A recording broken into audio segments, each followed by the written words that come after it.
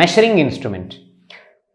Though there are so many complicated measuring instruments, we will first try to understand a great deal of handling these instruments with the help of a simple geometric scale that we are very much used to from childhood. So I am just trying to draw a small layout of this geometric scale.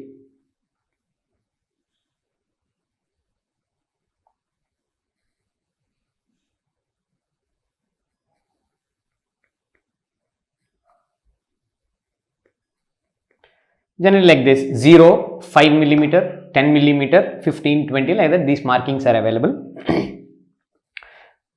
And if you see here, after 0, the next reading that you can accurately mark on a paper using this particular scale is 1 millimeter. So the smallest value that can be measured with accuracy is also 1 millimeter. I give you a small stick whose actual length is 1.2 millimeter. Then when you try to measure with this scale, what will happen is your 0th reading, first reading is here, but your actually the tip of that stick will be slightly outside that 1 millimeter point, because its actual length is 1.2, and we do not know how to calculate the remaining small region. It is not easy, and you cannot tell. You might say, sir, I am able to look at the distance and I can, with my great intellectual thought, I can break into pieces, I can tell you a rough value. You can only tell the rough value, but you can never tell the accurate value. So to measure accurately only, we are using measuring instruments, and this particular scale can measure the smallest value of only 1 millimeter, which is called its least count. Least count of this scale is equal to 1 millimeter. So how do we define least count? The smallest value that can be measured accurately.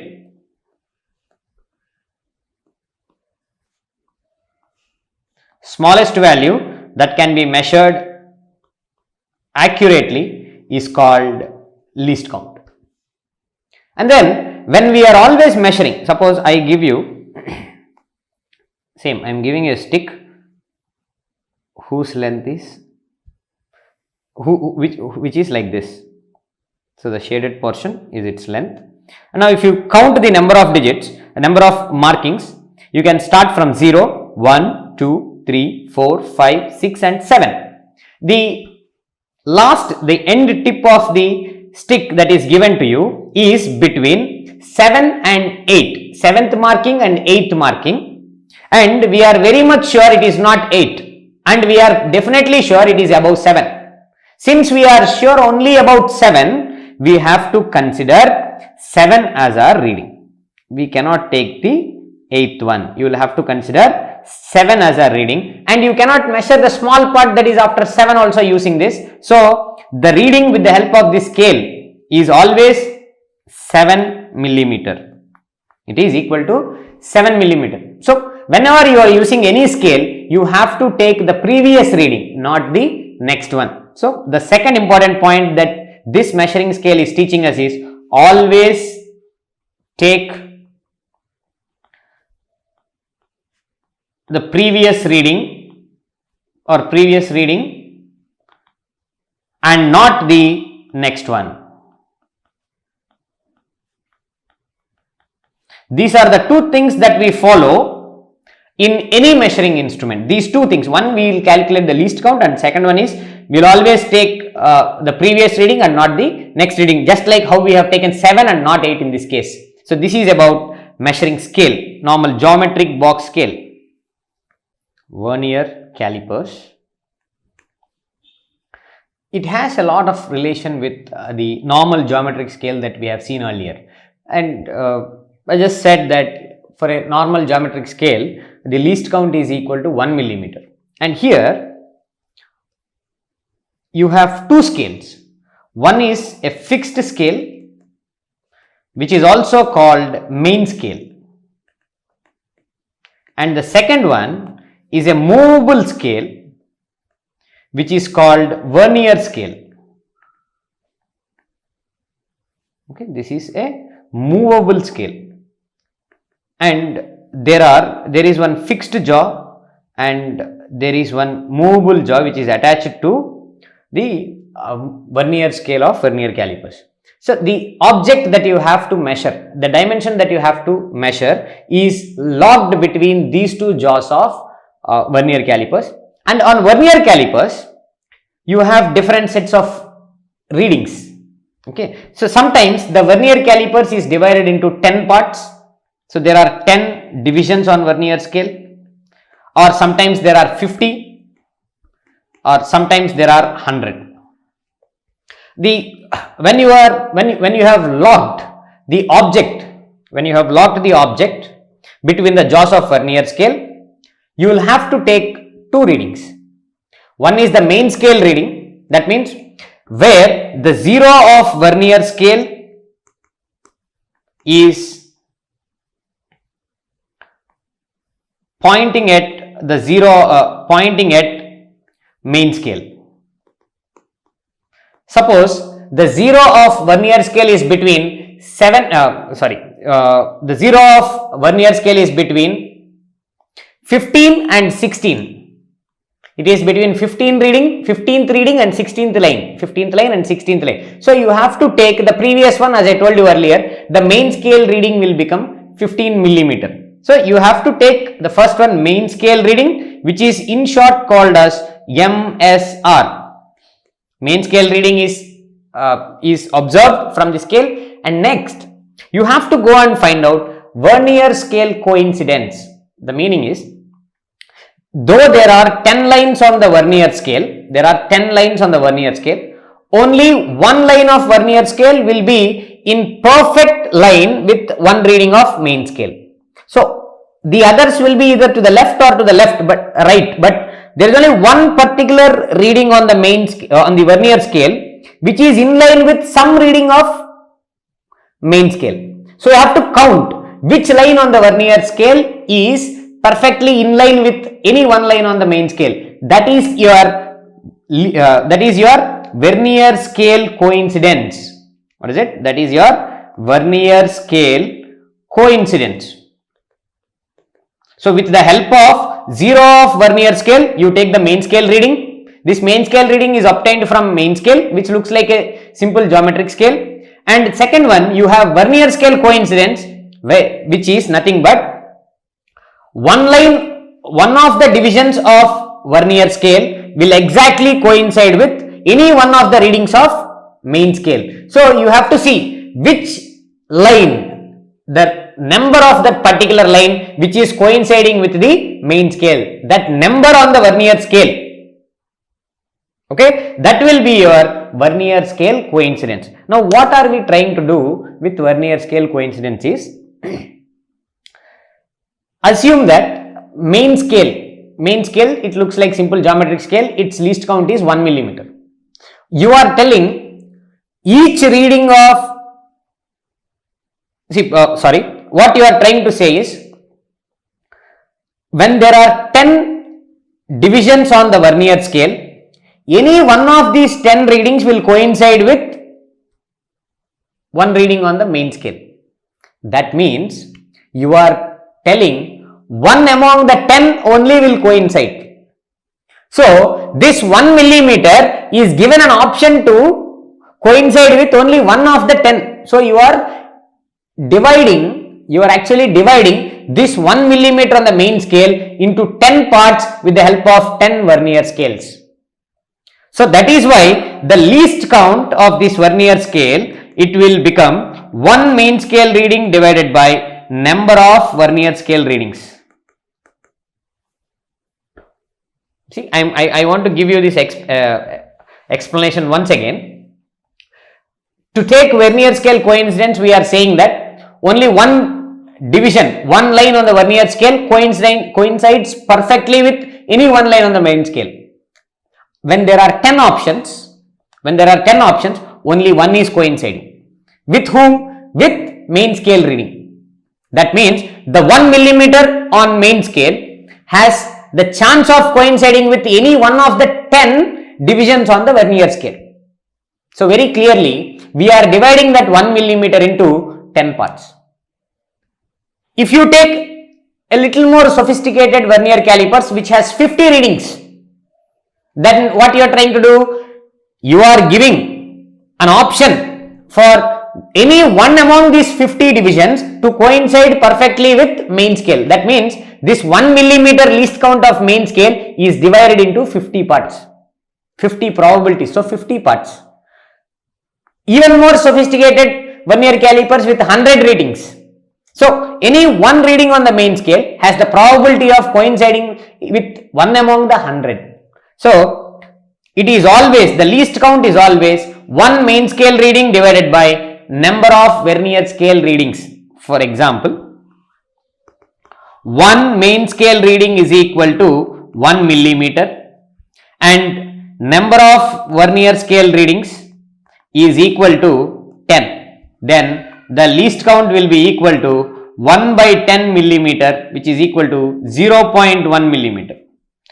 As I said, if number of vernier scale readings is equal to 50, then the least count is equal to 1 by 50 millimeter, which is equal to 0.02 millimeter.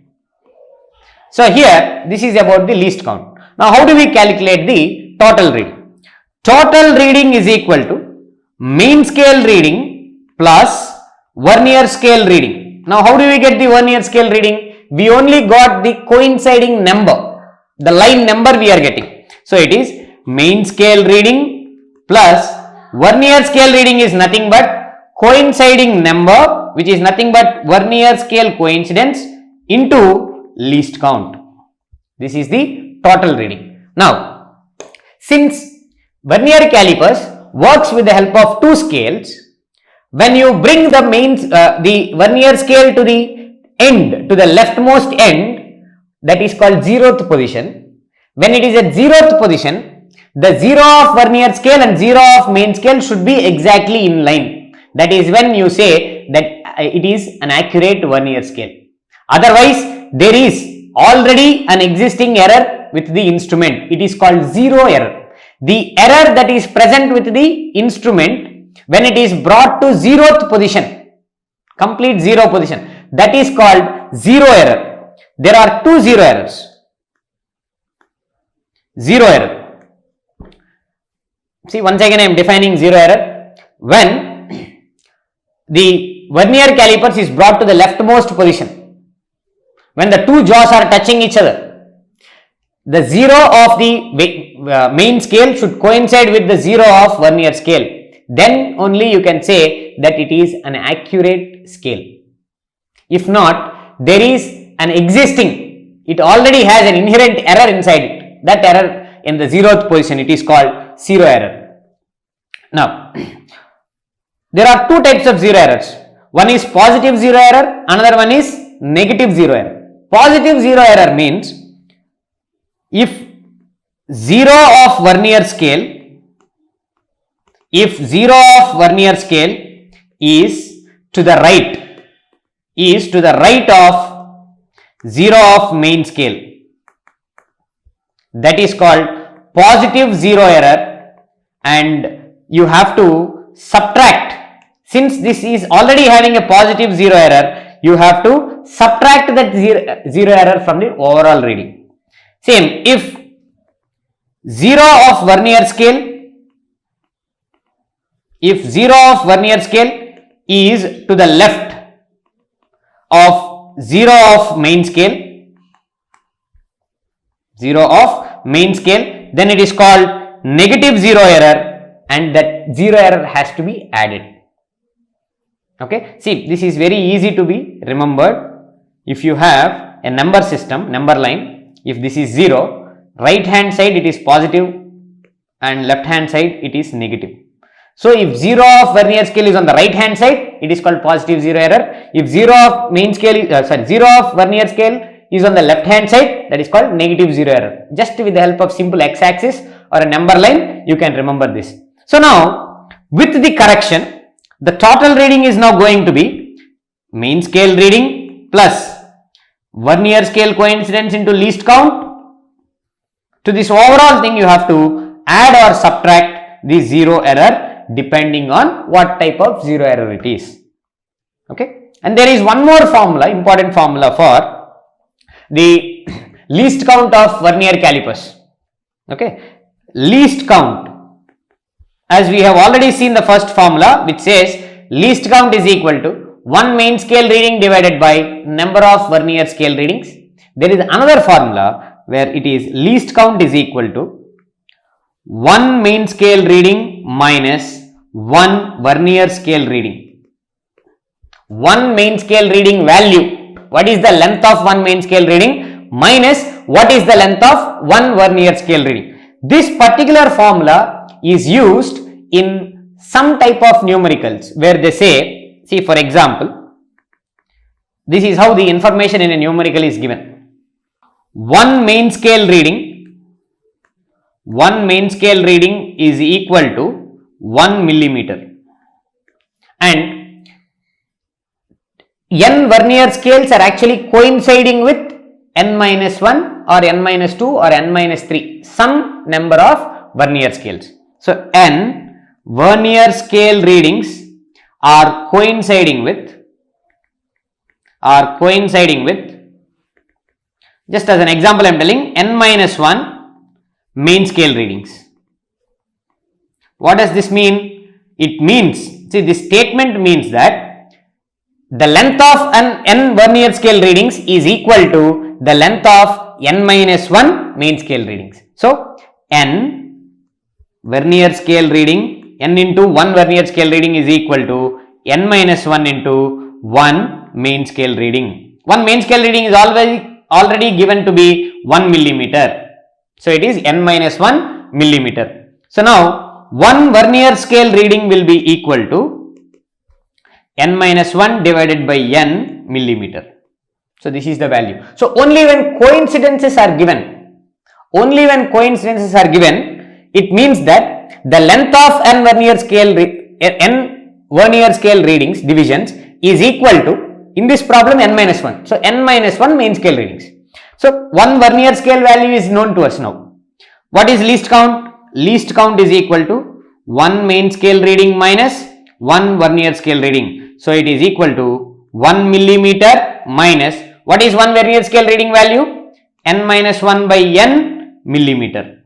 So by taking the LCM, you get n minus n plus 1 millimeter. So what is the least count value? Least count is equal to 1 by n millimeter. So this is how it is important. So there is another formula. See, there are two formulae for least count. The first formula being 1 main scale reading divided by number of vernier scale readings, and the second formula is least count is equal to 1 main scale reading value minus 1 vernier scale reading value. So this is vernier calipers. Next I would like to move on to screw gauge. It is a measuring instrument that is similar to vernier calipers. In vernier calipers we have 2 scales, in screw gauge also there are 2 scales, but the only difference being, in vernier calipers both the scales are horizontal scales, but in screw gauge one is a horizontal scale, another one is a circular scale which will rotate. So the circular scale, it rotates. As it rotates, it will pass on the horizontal scale. Now this is the 0th position. Suppose to fit an object, I started rotating. When I rotate it, it came up to here. So I will take, on the main scale I take the main scale reading, and on the circular scale I will take the circular scale reading. So now the reading on main scale,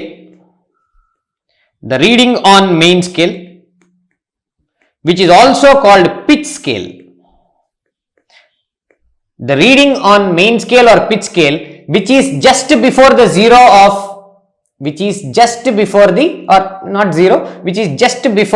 circular scale, will be the main scale reading. The reading on main scale or pitch scale, which is just before the edge of circular scale,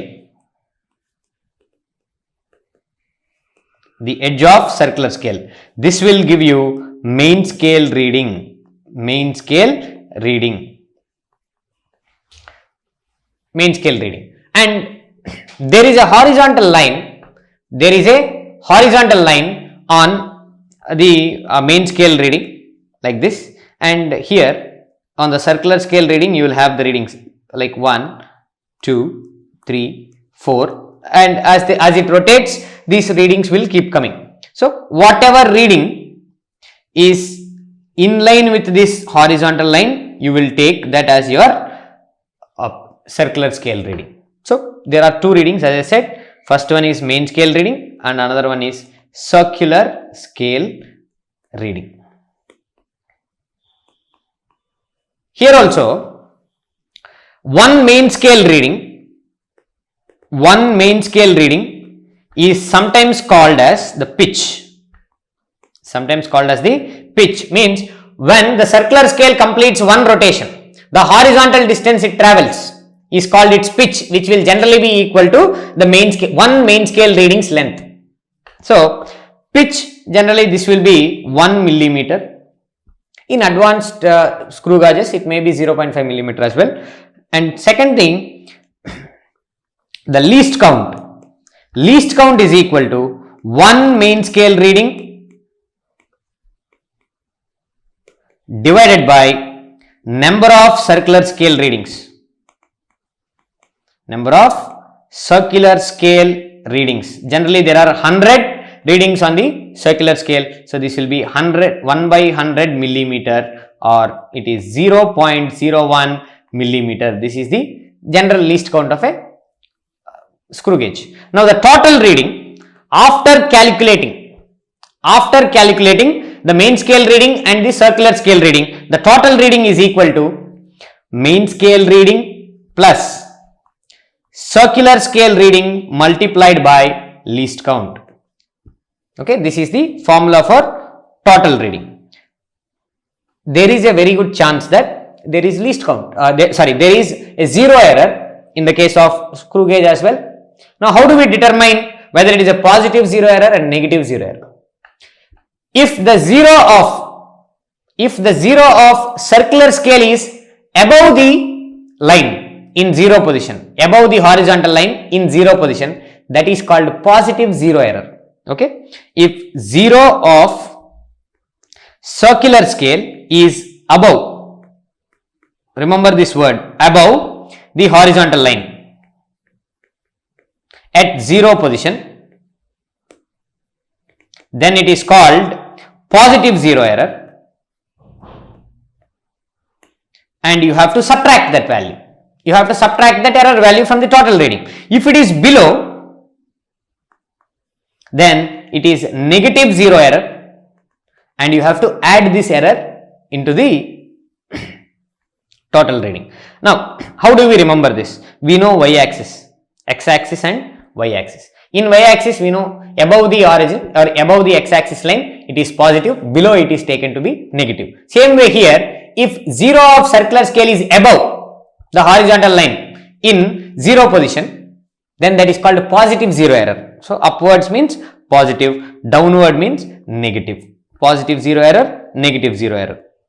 For vernier calipers, it is just along the x-axis. For screw gauge, it is about y-axis. Okay, this is about the measuring instruments. See, there are so many theoretical aspects in measurements. Like for example, when we are taking a reading, you will not be able to see it properly, and it will end up in giving you some errors. Your instrument is not proper, you did not calibrate it, means you did not set it properly, then there is a problem with it. You will not get accurate reading. So there are so many types of errors. The theoretical aspects of errors is not discussed here. I want you to just go through Wikipedia pages or go through Google. For that, it is very simple theoretical information. You will be able to understand by reading it once. So our main aim of studying this chapter is to learn how to measure, because only if we learn how to measure, we know to measure, and then we calculate, we apply. Without proper applications, see, I have a very simple question. If I want to move a small table, a chair or a table from one position to another position in my home, either I will do it or Probably you guys down the line after 10 years or 15 years, if you have a robot which is helping you in home, you will ask the robot to do it. But you will never go and get a crane to do that. The reason is, you can estimate, looking at it, you can estimate how heavy it is. If your estimation is wrong, then you will ask for help. But you can estimate how heavy it is, and you will know which person, whether I can lift it, or my dad has to come and lift it, or my brother has to help. So all these things you will be able to understand only if you have the estimation, the calculation that your brain is doing. Okay, so here, only since you have, only because you have estimated it accurately, or to an extent whose ability will be sufficient to lift it and move it, you will take their help. You will not go for a crane. Crane will be very successful. It can lift it for sure. That is not advantageous mechanically. So the amount of effort you put for a given load will describe whether it is mechanically advantageous or not. So we are using this concept, this topic of measurements, in helping us to calculate, so that we will apply very efficiently. There are many calculations that are inherently happening in our brain without our knowledge, and we carry on our day-to-day activities. Okay, and in physics we take the help of different instruments, we take help of different formulae to calculate accurately, so that we don't go wrong at any point of time. So dear students, we have completed the study of concepts in units and dimensions. I have done this over 3 videos. This is our 3rd video in this chapter. I hope and I believe that this has been very useful to you, and I'll try my level best to make the upcoming videos even more attractive and even more fruitful to all of you. The next video is going to be on the numericals of units and dimensions, and I will tell you how we have to take the data, how we have to connect to the knowledge that we have already gained from the last 3 videos, and how do we solve a given numerical. Because at the end, as I said, we learn a lot of theory. If you do not know how to apply, then we do not know much about that particular topic, as Nobel laureate Richard Feynman has said. Okay, so thank you all once again for watching this video. And as I always say, please see the video, please share the video, and please do not forget to the channel. Thank you so much. See you very soon with much more knowledge to come. Thank you.